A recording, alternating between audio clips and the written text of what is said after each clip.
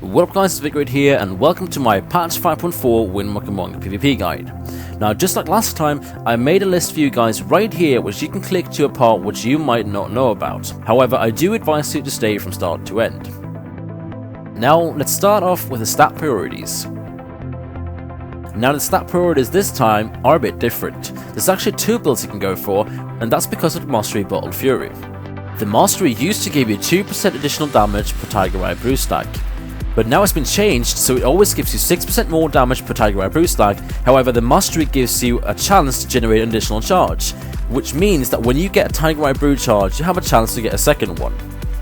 Now I've tried both of these specs, and my personal favourite is still the overall good damage spec, because no matter how much crit I try to spec into, I always have so much mastery that I have a 50% chance to gain additional stack anyway. And the overall good damage spec is very good because it's got that consistent pressure, and when you get those 10 Tiger Eye Brew stack, the damage just increases. But the burst damage spec is a viable spec because it gives you a crazy amount of burst, but the damage off of that isn't very good.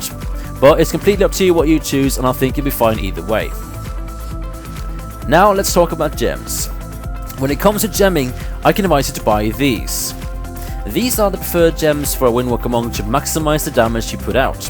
However, don't forget that if you are a dual crafter, you can craft a 320 agility gem instead. Now when it comes to talents, this looks a bit different from the last patch. There's now a few more options. In tier 1 we go with Tiger's Lust. This is because it clears all your roots and gives you an increased movement speed for 6 seconds, which is fairly great. Don't forget I also made a marker out of this, which you can click on right here. In tier 2 we go with Chi Wave. This is because it's a healing spell that does the most healing whilst damaging at the same time. In tier 3 we go with Ascension. This is because it increases your maximum chi by 1 and also gives you energy regeneration. Now in tier 4 there's actually two choices depending on what you play against. If you play against 2 casters, I advise you take Ring of Peace. However, if you play like a normal team with like 1 caster and 1 melee, I advise you to take Leg Sweep. And the same goes for tier 5. If you're facing 2 casters, I advise you to take Diffuse Magic. But if you're facing a normal team, I advise you to go with Healing Elixirs. Now it's important to know that Healing Elixirs has been changed. Whenever you drop below 35% health or drink a Tiger Eye Brew, you will get healed for 15% of your maximum health, but this can only occur every 18th second. And as always in tier 6, we go with Shuen, the White Tiger.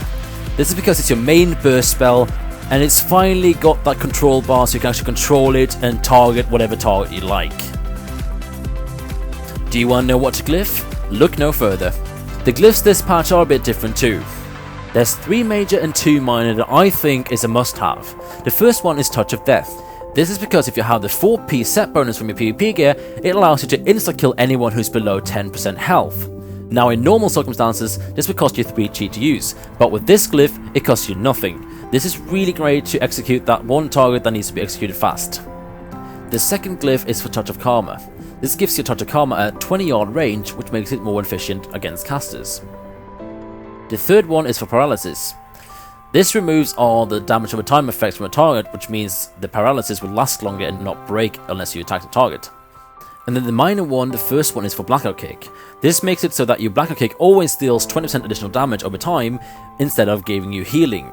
This is because the healing has already been buffed for the monk quite a lot. For the second minor glyph we go with Spinning Fire Blossom.